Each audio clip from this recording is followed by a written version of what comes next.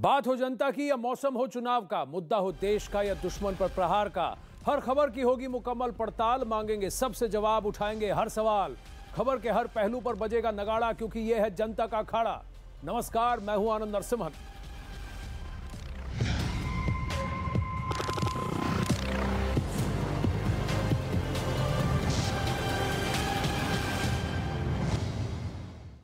अखाड़ा में आज सबसे पहले बात उत्तर प्रदेश की, जहां पहले चरण के चुनाव से पहले समाजवादी पार्टी के विधायक रफीक अंसारी का एक वीडियो सोशल मीडिया पर खूब वायरल हो रहा है।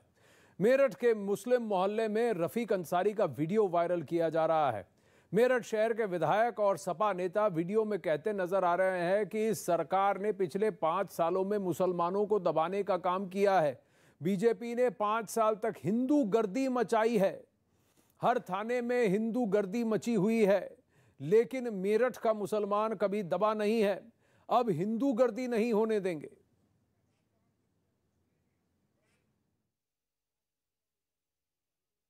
इन 5 साल के अंदर पूरी हिंदू गर्दी मचाई उन्होंने, हर थाने में हिंदू गर्दी मचाई है। मैं कहना चाहता हूं, दोस्तों, अगर ये सरकार बन गई, ये तो गुंडा हो जाएगा, ये तो बदमाश हो जाएगा मेरठ के अंदर। साथियों, मेरठ के अंदर दोस्तों, यकीन मानिए, मेरठ का नौजवान, मेरठ का मुसलमान कभी दबा नहीं है किसी से।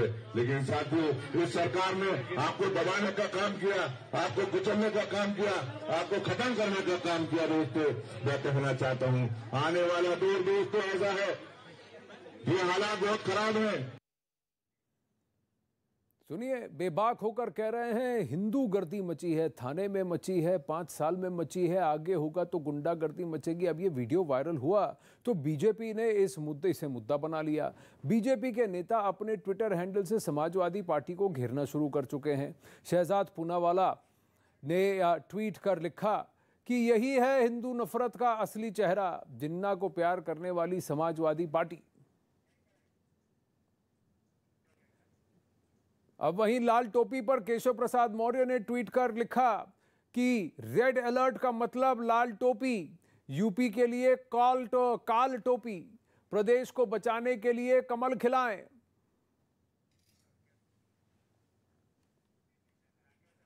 राकेश त्रिपाठी और शादाब चौहान इस वक्त हमारे साथ हैं। शादाब, एक बात बताइए, ये हिंदू गर्दी क्या है? इस तरह की बयानबाजी क्यों हो रही है? खासकर मुस्लिम कैंडिडेट्स जब बाहर जाकर ये बात करते हैं कि मुसलमान हमको वोट दें, तो ये तो सीधा तुष्टीकरण हुआ, ये कम्युनलिज्म नहीं हुआ? नहीं नहीं, बिल्कुल ये बात मुझे कहने में कोई गुरेज नहीं है कि पिछली सरकार ने हर संभव प्रयास किया कि मुख्य मुद्दे शिक्षा, स्वास्थ्य, रोजगार, किसान, महिला, युवाओं के मुद्दे दबाने के लिए मुसलमानों को बलि का बकरा बनाया गया, उनको सीनों में गोलियां दागी गई सीओ प्रोटेस्टर्स के। लेकिन रफीक अंसारी साहब को हिंदू गर्दी नहीं, हिंदुत्व गर्दी बोलना चाहिए। हिंदू इस देश का हमारे साथ है। जो हिंदुत्व या जो नफरत के समुद्र में डूबे हुए लोग हैं, जो गोडसे की विचारधारा के लोग हैं, इसी मेरठ में गोडसे का मंदिर भी है, लेकिन उस पे कोई बुलडोजर नहीं चलाने की हिम्मत रखता है। योगी जी का बुलडोजर गोडसे के मंदिर पे नहीं चल सकता, गोडसे के पुजारियों पे नहीं चल सकता, हाथरस की बेटी के अपराधियों पर नहीं चल सकता, अजय मिश्रा टेनी पर नहीं चल सकता। इनका बुलडोजर सिर्फ चुन चुन करके, टारगेट करके बलि का बकरा बनाने के लिए मुसलमान, पिछड़े और दलितों पर चलता है। ये ब्राह्मणों पर अत्याचार करता है, यही बुलडोजर ठाकुर समाज के लोगों पे नहीं करता है। दूसरी चीज, इस देश में 2022 के चुनाव में मुसलमान को सियासी अछूत बना दिया गया कि जो मुसलमान की बात करेगा वो देशद्रोही है। क्या 20% उत्तर प्रदेश का मुसलमान यहाँ का नागरिक नहीं है? क्या हम शिक्षा, स्वास्थ्य की बात नहीं करें? क्यों मुसलमान डिप्टी सीएम नहीं बन सकता या सीएम नहीं बन सकता? बताएं कितने मुसलमानों को टिकट दिया है भारतीय जनता पार्टी ने? मुझे एक का नाम बता दें। अच्छा, क्या बीजेपी में एक भी मुसलमान इस काबिल नहीं है जिसको टिकट दिया जा सके? तो टिकट इस बात पर दिया जाए कि कौन हिंदू है, कौन मुसलमान, या कौन काबिल है और या कौन नाकाबिल है। और आपकी भाषा में तो आपने हिंदुओं को तो पूरा जाति वर्ग में बांट दिया, मुसलमानों को एक करके बता रहे हैं और हिंदुओं को बांट बांट के बता रहे हैं। शादाब, क्या भाषा बोल रहे हैं आप दलित, पिछड़े कहते हैं, ब्राह्मण कहते हैं, ठाकुर कहते हैं, लेकिन मुसलमानों में आप शिया, सुन्नी, बरेलवी, देवबंदी नहीं करेंगे, इस्माइली, बोहरी और ये नहीं करेंगे। मुसलमान सब एक भाषा है, हिंदुओं को जाति पर बांट बांट कर बोल रहे हैं। और लेकिन आप कह रहे हैं कि आप हिंदू, आप सेक्युलर हैं। दूसरी बात, आपने हिंदू और हिंदुत्व को भी अलग कर दिया, तो फिर आपने मतलब कहां से समझा? अगर इस्लाम और मुसलमान को मैं अलग कर दूं तो कैसे अलग हो सकता है? क्या नहीं हो सकता ना। हिंदुत्व का मतलब है हिंदू होना। हिंदूनेस को हिंदुत्व कहते हैं। इंसान और इंसानियत में फर्क क्या है? एक इंसान अगर इंसानियत दिखाता तो इंसानियत हुई। तो वही बात हिंदू और हिंदुत्व है। आपने जिस तरह से भाषा बोली है, आपकी भाषा तो पूरी तरह से बटी हुई है, लेकिन फिर भी आपने आरोप बीजेपी पर लगाया तो बीजेपी पर पूछ लेते हैं। नहीं, राकेश त्रिपाठी जी बताए, आ रहा हूं शादाब, कहीं नहीं जा रहे हम। रुकिए, आपकी भाषा हमने साफ से देखी, पर आपने कहा हिंदू गर्दी नहीं राकेश त्रिपाठी, हिंदुत्व गर्दी है।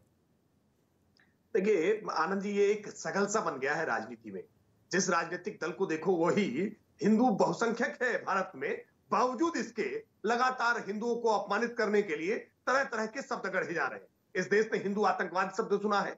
इस देश में राहुल गांधी हिंदू और हिंदुत्ववादी अलग अलग शब्द गढ़ने का काम कर रहे हैं। और अब रफीक अंसारी हिंदू गर्दी शब्द लेकर के आए हैं, और अभी शादाब चौहान हिंदुत्व गर्दी बताने का काम कर रहे हैं।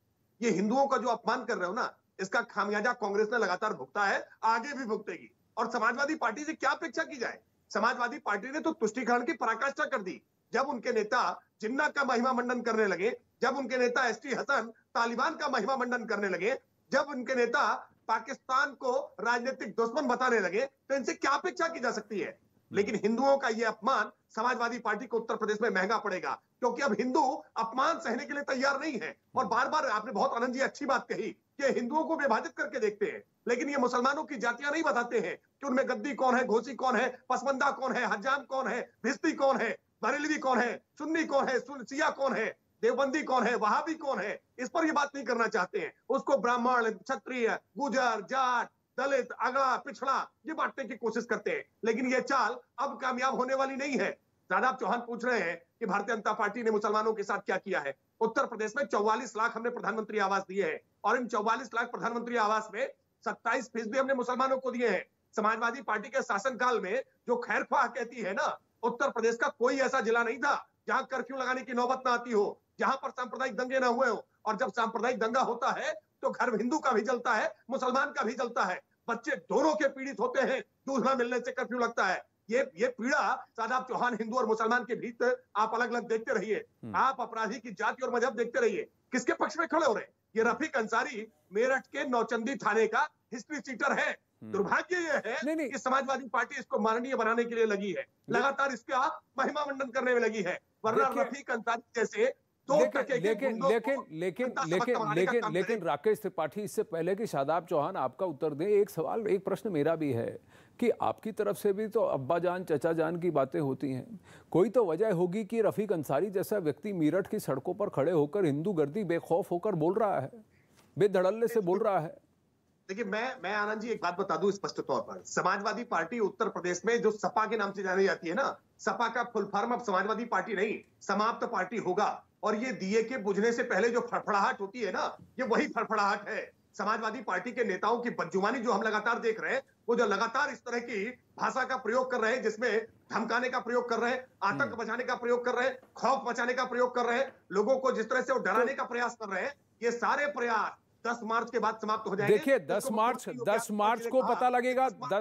10 मार्च के बाद कौन समाप्त होता है, कौन वापस आता है, कौन कुर्सी पर बैठता है, क्या उत्तर प्रदेश इतिहास रचता है कि एक मुख्यमंत्री को या एक पार्टी को वापस दोहराता है, ये सब देखा जाएगा। लेकिन शादाब एक बात मैं कहूंगा, ये बांट की राजनीति अपने आप को सेक्युलर कर आप मत कहिए कि दूसरे करते हैं। ये तो आप खुलेआम कहिए कि आप भी कम्युनल गेम ही खेल रहे हैं।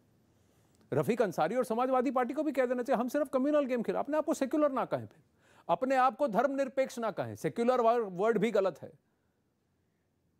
मुझे कोई सर्टिफिकेट ना तो किसी को सेक्युलरिज्म का देना है और ना नेशनलिज्म का देना है, क्योंकि मैं कितना भारतीय हूं ये बताने के लिए मुझे किसी से कोई प्रमाण नहीं चाहिए साबित करने के लिए। दूसरी चीज जो बार बार कहा कि मुसलमानों में डिस्क्रिमिनेशन नहीं कर रहे, गैर में कर रहे, मेरे भाई हमारे यहाँ कास्ट की बुनियाद पर, किसी भी आइडेंटिटी की बुनियाद पर कोई डिस्क्रिमिनेशन नहीं है। ये गैर कौन है? सबको ये गैर कौन है? अगर आप भारत आपकी भारतीयता का सर्टिफिकेट किसी को नहीं देना तो ये गैर कौन है, बताइए ना। गैर वो लोग हैं, गैर वो तमाम लोग हैं जो लोग हम पर सवाल खड़ा करते हैं, जैसे राकेश त्रिपाठी। गैर तो सवाल कर उठाने वाले गैर नहीं हुए, आपका गैर का मतलब क्या था ये भी बताइए ना। नहीं, मेरा मतलब तो बहुत स्पष्ट है कि गैर वो लोग हैं जो भारतीय के लोगों पर, भारतीयता पर सवाल उठाते हैं। जी नहीं।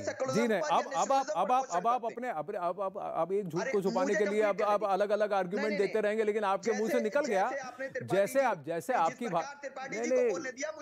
आपको भी मैंने बोलने दिया। मेरा बस यही था कि ये गैर शब्द जो है ये कहीं ना कहीं मुझे चुभ गया, तो मैंने पूछा आपको कि ये गैर का मतलब क्या, आपकी भाषा में ये गैर कौन है?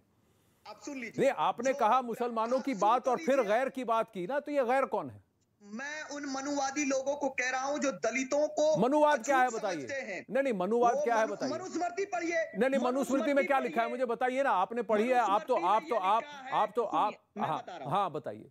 हाँ। अब सुनिए मनुस्मृति को। हाँ बताइए। मनुस्मृति में स्पष्टता के साथ ये लिखा है कि अगर दलित की परछाई भी ब्राह्मण पे पड़ जाए तो उसको स्नान करना पड़ेगा। मनुस्मृति में ये लिखा है कि जो कौन से छंद में कहां पर लिखा है मुझे बताइए कि मनुस्मृति में कौन से छंद में कहां पर ये लिखा है? क्योंकि उस वक्त तो दलित शब्द था ही नहीं, उस वक्त तो दलित शब्द था ही नहीं। तो दलित शब्द जब था ही नहीं तो फिर दलित की परछाई की बात कहां से आ गई मुझे बताइए। तो ये जो है ना, ये घुमा फिरा के झूठी मिथ्या बात करना, यही मैं कह रहा हूं। आप बात को मत घुमाइए। मैं आपको पूछ रहा हूं ना, आप तथ्य पर बात कर रहे हैं ना, तो मैं आपसे कह रहा हूं आप मुझे ये बताइए ना, ये गैर शब्द क्या है। दूसरी बात, झूठी बात बता रहे हैं कि दलित शब्द तो मनुस्मृति में है ही नहीं।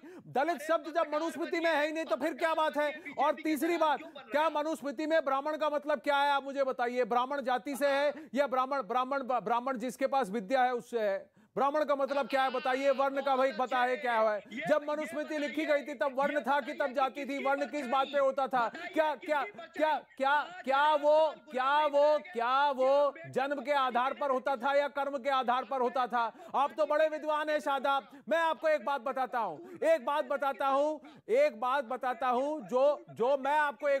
हूं आपने सीधे बात मुसलमान और गैर की आपने हिंदुत्व गर्दी की तो आप ये बताइए, तो जो गुंडागर्दी करते हैं और जो गुंडागर्दी करते हैं और जो अपने नाम से मुसलमान है, तो क्या उनको मुस्लिम गर्दी कहना ठीक होगा? तब आप क्या कहेंगे शादाब? देखिए, एक नैरेटिव आपका, एक जो है वो आपका तो सब कुछ झूठ पे ही टिका हुआ है। आपका सारे आर्गुमेंट्स आपके झूठ पे टिके हुए हैं, मिथ्या पर टिके हुए हैं। शादाब देखिए, पहले तो आप गैर में फंस गए, दूसरा हिंदुत्व का मतलब ना समझने पे फंस गए, तीसरा अब आप अंबेडकर पे फंस गए। मैं आपको बताता हूं, बाबा साहब भीमराव रामजी अंबेडकर ने कहा कि भारत के संविधान में सेक्युलर शब्द नहीं होना चाहिए, सोशलिस्ट शब्द नहीं होना चाहिए। तो अगर आप अंबेडकरवादी है तो आप ये कहिए कि जो 1976 में हुआ संविधान के साथ वो धोखा था, प्रियम्बल से ये दोनों शब्द हटा देने चाहिए। आप अगर अंबेडकरवादी है तो आप ये बात बताइए। तथ्य के विपरीत सारी बातें आप कर रहे हैं और आप कहते हैं कि आप एक पॉलिटिकल पार्टी और समाज सेवा में उतरना चाहते हैं। शादाब, राकेश त्रिपाठी जी बताइए, अब इनसे तथ्य पूछा जाए तो फिर ये घुमा के बात करेंगे। कभी अंबेडकर कहते हैं, कभी मनु कहते हैं, कभी गैर कहते हैं, कभी हिंदुत्ववादी कहते हैं। सबका इलाज होगा। योगी आदित्यनाथ इस वक्त बोल रहे हैं 65,000 कोरोना के मामले ठीक होकर के कोरोना पूरी तरह ठीक हो चुका है। ये स्थिति वर्तमान में है और इसलिए कोरोना महामारी से बचाव के लिए जो कुछ हो सकता था, भारतीय जनता पार्टी की डबल इंजन की सरकार ने अपने स्तर पर वह प्रयास किया। और भाइयों बहनों, कोरोना महामारी के इस बेहतरीन प्रबंधन के साथ जो लोग वैक्सीन के खिलाफ दुष्प्रचार कर रहे थे, कहते थे कि वैक्सीन तो मोदी वैक्सीन है, ये वैक्सीन तो बीजेपी का वैक्सीन है। आप सब ने वैक्सीन लेकर के अपने को तो कोरोना से बचाया ही बचाया, उन लोगों के मुंह पर एक जोरदार तमाचा भी दिया कि मोदी वैक्सीन ही सही, लेकिन यह देश कोरोना के खिलाफ देश की लड़ाई में विजयी बनेगा। और जैसे आप में से 100% लोगों ने उत्तर प्रदेश के अंदर वैक्सीन की पहली डोज ले ली है, 70% से अधिक लोगों ने दोनों डोज ले ली है, वैसे ही भाइयों बहनों चुनाव में भी एक जोरदार डोज देने की आवश्यकता है कि 100% वोट कमल निशान पर जाएगा। यही तो हमें संदेश देना है। भाइयों बहनों, 2017 में मैं आया था यहां पर श्रीमती बिमला सोलंकी जी के विधानसभा चुनाव के प्रचार के लिए। वे हमारी बहुत अच्छी विधायक रही है। पार्टी एक संगठन के रूप में काम करता है, एक परिवार के रूप में काम करता है और परिवार में अलग अलग सदस्य की भूमिका अलग अलग समय में अलग अलग होती है और एक अनुशासित कार्यकर्ता के रूप में आज वे हमारे इस मंच पर हैं। मैं उनका स्वागत करता हूं। पूरी ईमानदारी के साथ वे लगी रही और आज अपना आशीर्वाद देने के लिए श्री लक्ष्मी राज सिंह को अपना आशीर्वाद देने के लिए स्वयं इस मंच पर उपस्थित हुई है। भाइयों बहनों, यही एक कार्यकर्ता का भाव होता है। एक सच्चे कार्यकर्ता का यही भाव होता है। और मैं आज इस अवसर पर आपसे यही कहना चाहूंगा कि जब 2017 में मैं आया था तब आतंक का माहौल था। बेटियां सुरक्षित नहीं थी, बेटियां सुरक्षित नहीं थी, व्यापारी सुरक्षित नहीं था और ये जो दो लड़कों की जोड़ी आई है ना,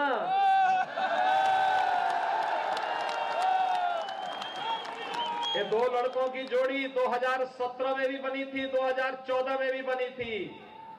2017 में प्रदेश की जनता ने एक दिल्ली में रहने वाले और एक लखनऊ में रहने वाले दोनों जोड़ी को कहा था कि तुम जिस लायक हो ही नहीं भाई। याद करिए, मैं आपको याद दिलाने के लिए आया हूं।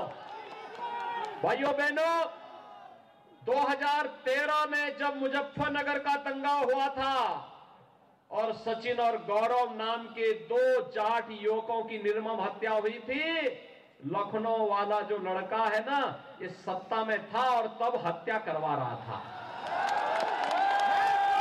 हत्यारों को प्रश्रय दे रहा था।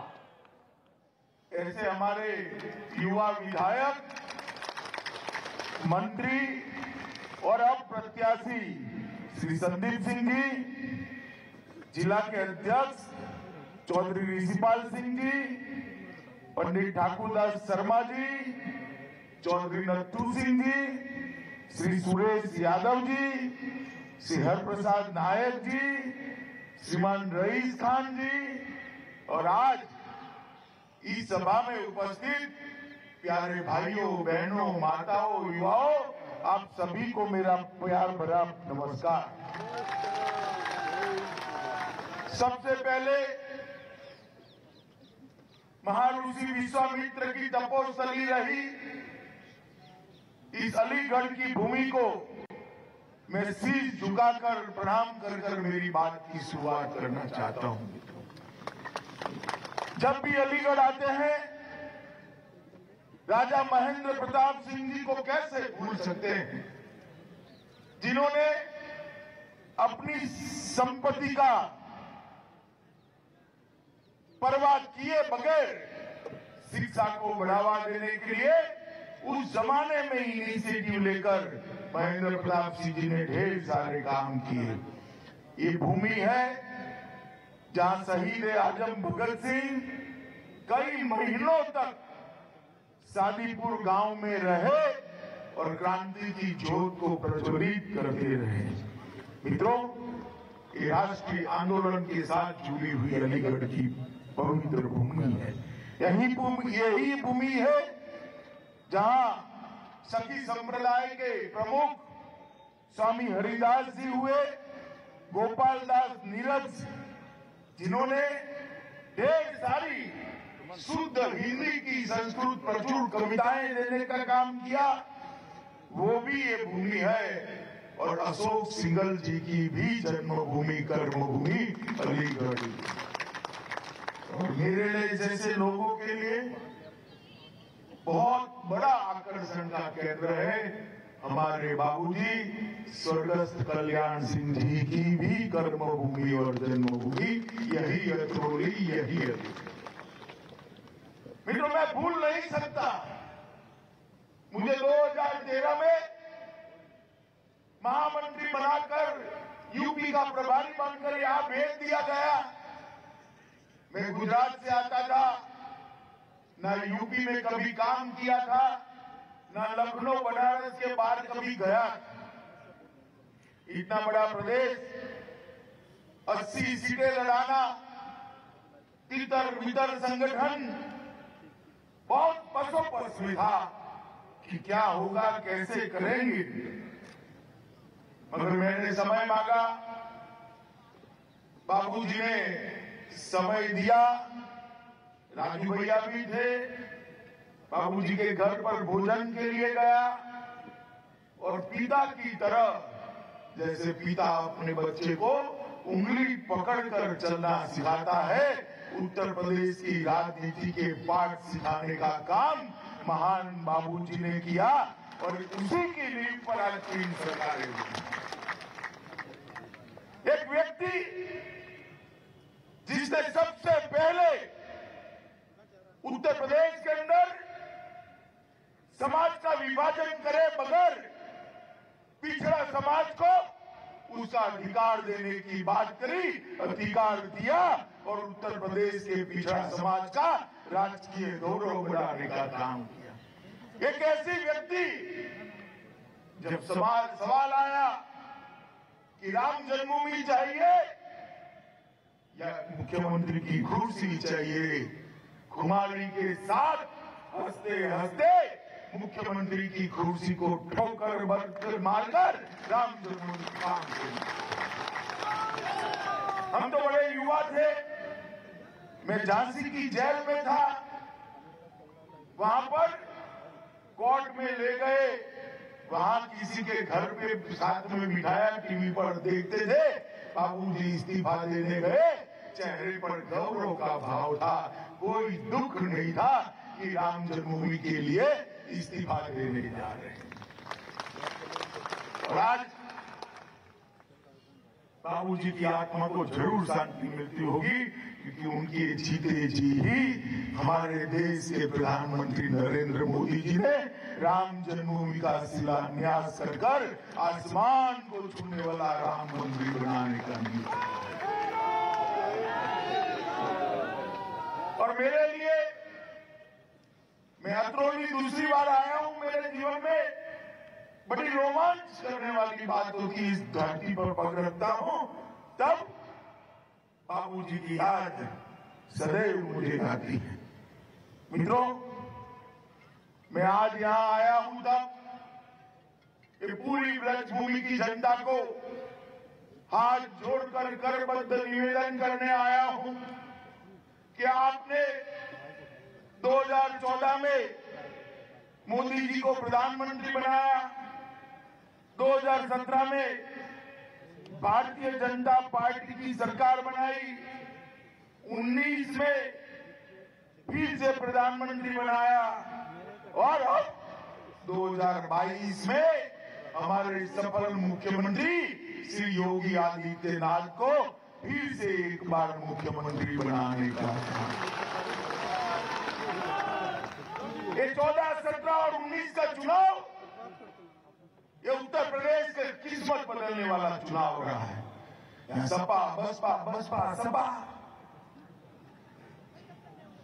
ये बुआ भतीजा, ये जातिवादी सरकारें उत्तर प्रदेश का भला नहीं करती। 22 करोड़ की आबादी वाला ये सूबा धीरे धीरे धीरे बीमारू राज्य बन गया था। भारतीय जनता पार्टी की सरकार आई, ऊपर 7.5 साल से मोदी जी की सरकार है, 5 साल से योगी आदित्यनाथ की सरकार है और 5 साल की डबल इंजन की सरकार ने उत्तर प्रदेश को बदलने का काम किया। मित्रों, भाइयों बहनों, मैं पूछना चाहता हूं, मोदी जी के राज में हर गरीब के घर में शौचालय पहुंचा है। अगर सपा की सरकार होती तो गरीब के घर में कभी शौचालय आता क्या? बताइए, आता क्या? हर गरीब के घर में बिजली पहुंची है। अगर समाजवादी पार्टी की सरकार होती तो गरीब के घर में बिजली आती क्या? जोर से बोलिए, आती क्या? हर गरीब की महिला के घर में गैस का सिलेंडर पहुंचाए भाई, पहुंचाए नहीं पहुंचाए, पहुंचाए नहीं पहुंचाए। अगर समाजवादी पार्टी की बुआ भतीजे की सरकार होती तो गैस का सिलेंडर पहुंचता क्या? पहुंचता क्या? 5 लाख तक की सारी बीमारियों का इलाज, 5 लाख तक का सारा खर्चा आज नरेंद्र मोदी जी ने दिया हुआ एक आयुष्मान भारत का कार्ड कर रहा है। मुझे बताइए माताओं, बहनों, भाइयों, सपा बसपा ने कभी ऐसी व्यवस्था करी थी क्या? जोर से बोलिए, करी थी क्या?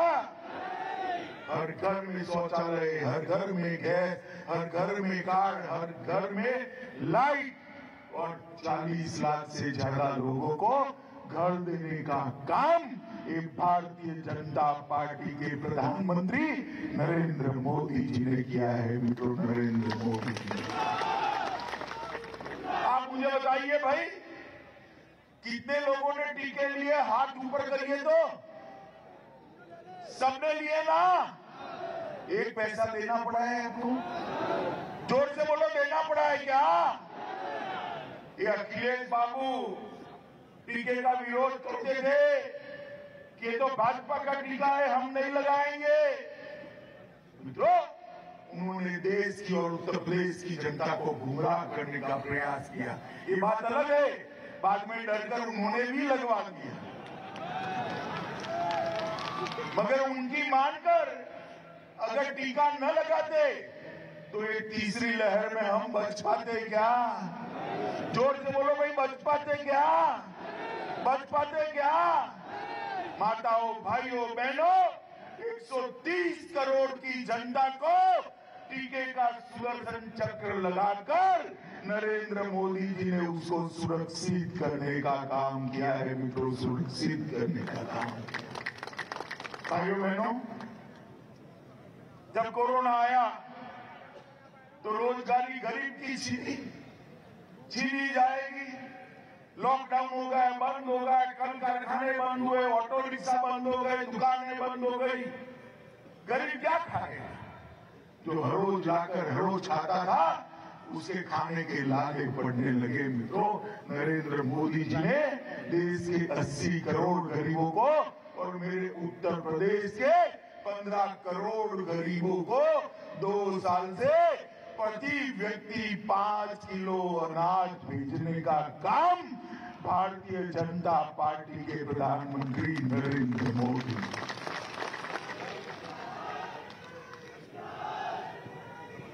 उत्तर प्रदेश के 15 करोड़ गरीबों के लिए ये कमल का फूल नहीं है। कमल के फूल पर मां लक्ष्मी, मां अन्नपूर्णा साक्षात उनके घर में आई है। उनके बच्चों के पेट भरने का काम 2 साल तक नरेंद्र मोदी सरकार ने किया है।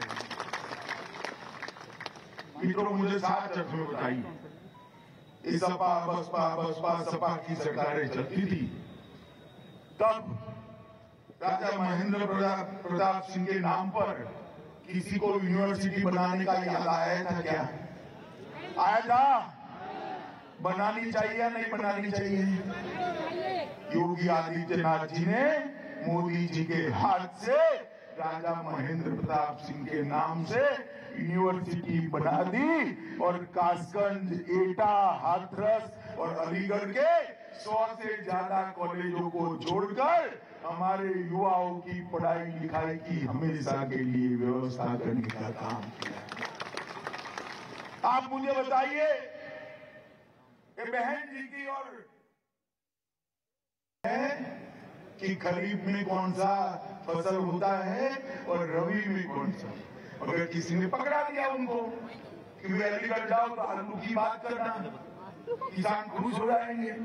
अब ये किसान को क्या समझते हैं मालूम नहीं है। राहुल बाबा सुबह 4 बजे ठंड में पानी डालने किसान जाता है, उसने जमाना देखा है, कोई आपकी बातों से खुश नहीं होगा। मगर बात करने लगे तो बात क्या थी?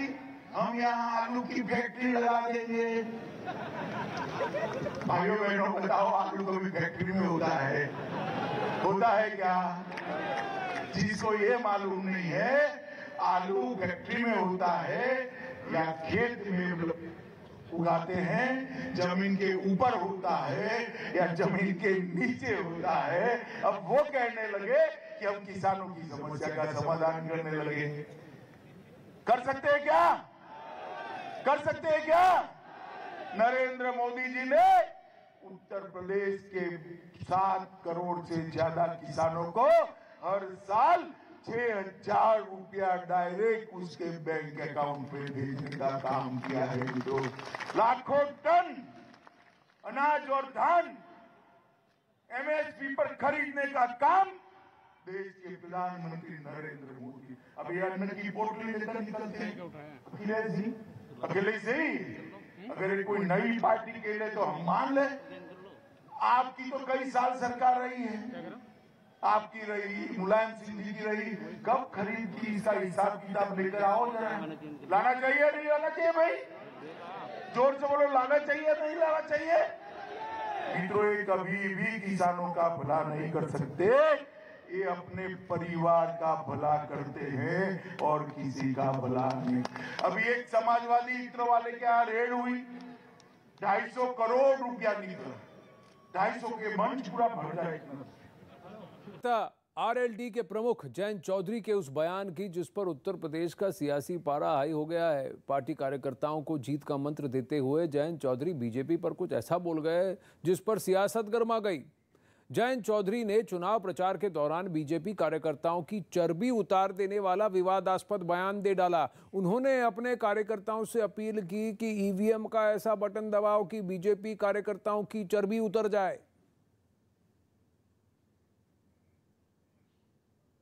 ऐसा भर भर के वोट दो, ईवीएम की मशीन को ऐसा भर के दो, नलके के बटन, हैंडपंप के बटन को ऐसा दबाओ कि भारतीय जनता पार्टी की जो चर्बी चढ़ रही है, सारे नेताओं की चर्बी उतार दो आप।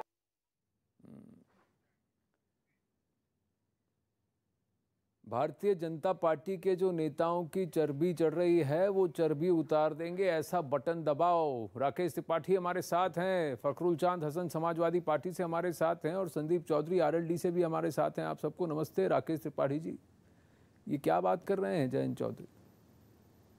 देखिए, जयंत चौधरी जी को सामान्य तौर पर हम लोग एक ऐसे नेता के रूप में जानते हैं जो इस प्रकार की बदजुबानी नहीं करते रहे हैं।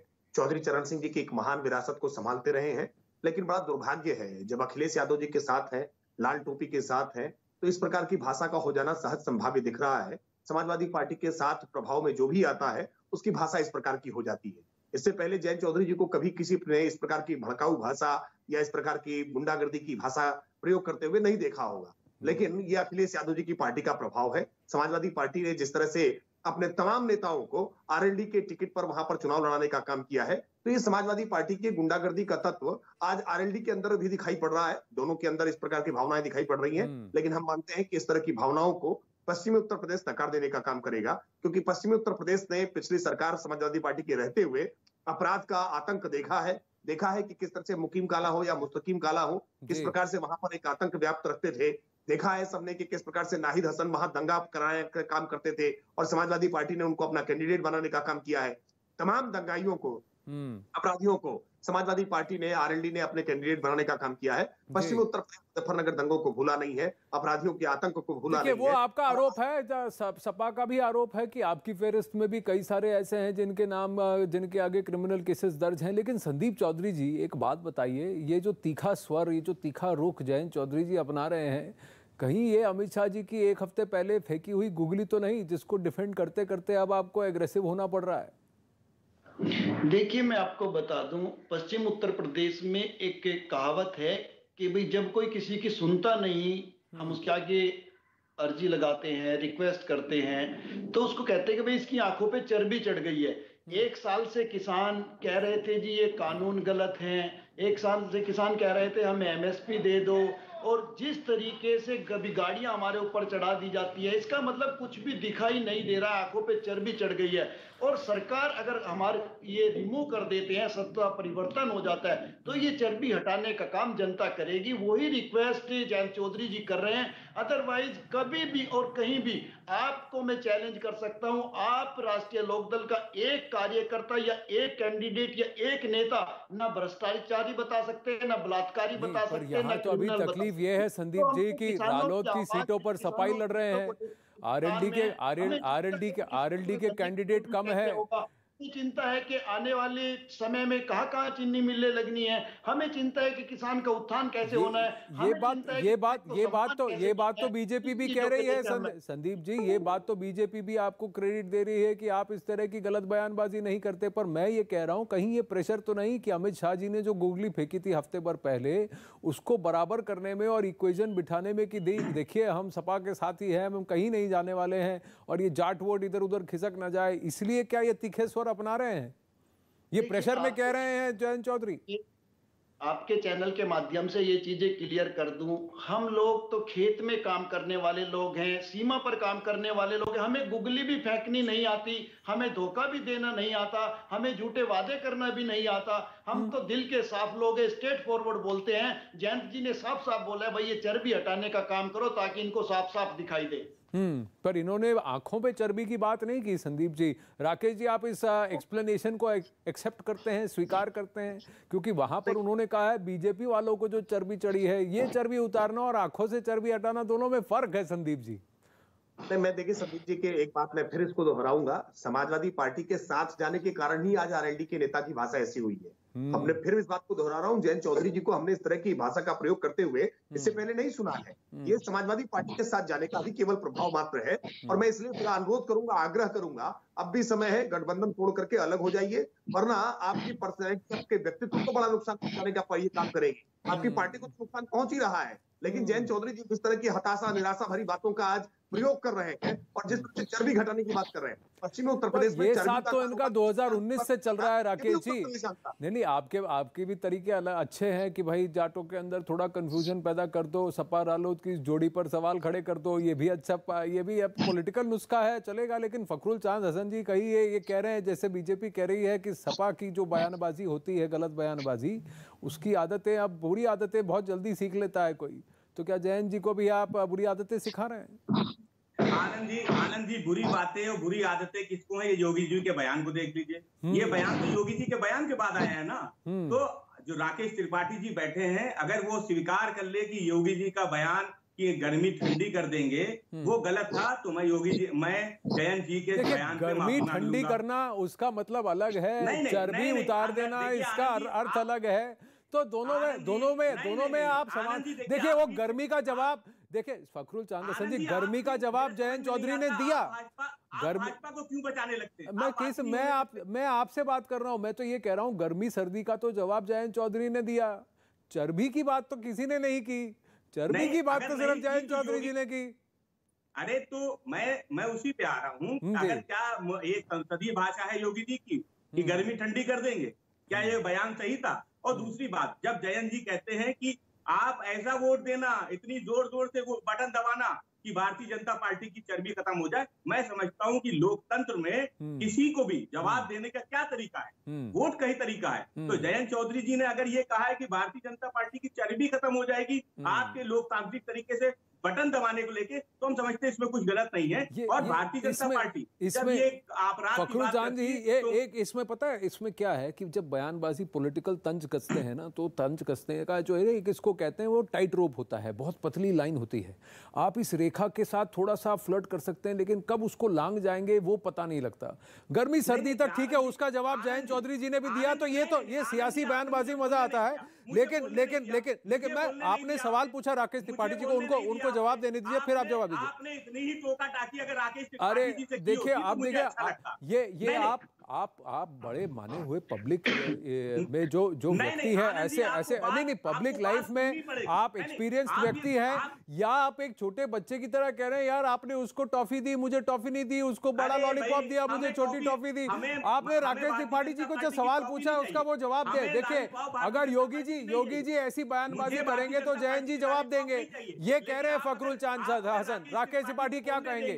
राकेश त्रिपाठी बताइए क्या कहेंगे? और आप हमसे जवाब भी नहीं लेंगे। आपने देखिए आप जवाब भी दे रहे हैं, आप दुहाई भी दे रहे हैं। मैं कह रहा हूं चलिए आपने आरोप लगाया उसका जवाब बीजेपी भी दे दे। नहीं मेरी बात हो जाने दीजिए, फिर आरोप लीजिएगा। अच्छा आपको और बात आपका अच्छा बची, ठीक है रख दीजिए, रखिए बात। मैं कह रहा हूं भारतीय जनता पार्टी जब वो अपराध की बात करती है तो मुझे वेब सीरीज की वो फिल्म याद आ जाती है मिर्जापुर, जिसके अंदर मुन्ना भैया जीप पे खड़े होके अपराध मुक्त उत्तर प्रदेश का नारा दे रहे होते हैं। ये भारतीय जनता पार्टी उसी तरीके के मुन्ना भैया हैं जो लगातार आपने जो एग्जाम्पल दिया, आपने अभी जो उदाहरण दिया फखरुल चांद हसन साहब, कुछ दिन पहले कोई एक सज्जन वही उदाहरण दे रहे थे, पर उनका इशारा पार्टी दूसरी थी।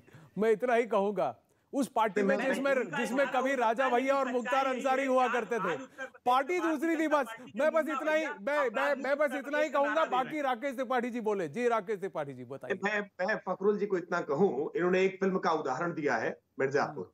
उस फिल्म में निश्चित तौर पर उत्तर प्रदेश की छवि को खराब करके दिखाया गया कि कैसे अवैध असलहों का कारखाना उत्तर प्रदेश में चला करता था। ये सच्चाई है। गुलशन कुमार हत्याकांड के बाद जब पुलिस इन्वेस्टिगेशन करते हुए पहुंची तो अवैध असलहा जो है वो उत्तर प्रदेश का दिखाई पड़ा, मेड इन बम्भौर का दिखाई पड़ा, आजमगढ़ का दिखाई पड़ा।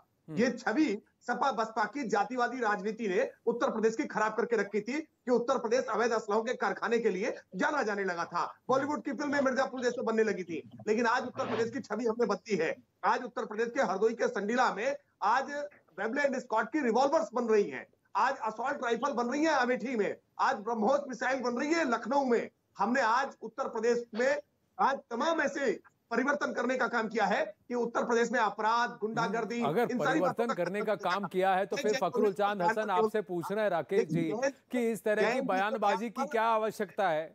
गर्मी सर्दी चर्बी की बात करने की क्या आवश्यकता है? मैं इसलिए कह रहा हूं, देखिए ये बयान समाजवादी पार्टी का होता तो स्वाभाविक होता। समाजवादी पार्टी के लोगों से इसी प्रकार के बयान की अपेक्षा है। आज उनके नेता रफीक अंसारी जो नौचंदी थाने का हिस्ट्री टीचर है, उनका भी बयान इसी प्रकार का है। वो हिंदू गर्दी शब्द प्रयोग कर रहे हैं। समाजवादी पार्टी के लोगों से हमें अभ्यास है इस तरह की बातें सुनने का। लेकिन जयंत चौधरी जी तुलनात्मक रूप से ये जाते फिर एक इमोशनल ऐसा गुगली फेंकने की कोशिश कर गई है बीजेपी रालोद को, यानी कि आरएलडी को, कि देखिए आपको शोभा नहीं देता कि आप सपा से गठबंधन करें। अब आगे ये सियासी दावपेच कितना करवट लेते हैं, किस तरफ चलते हैं, इस पर नजर बनाए रखेंगे। लेकिन फिलहाल अखाड़ा में आपसे नमस्ते कहने का वक्त हो चला है। आगे की खबरें रीमा के साथ।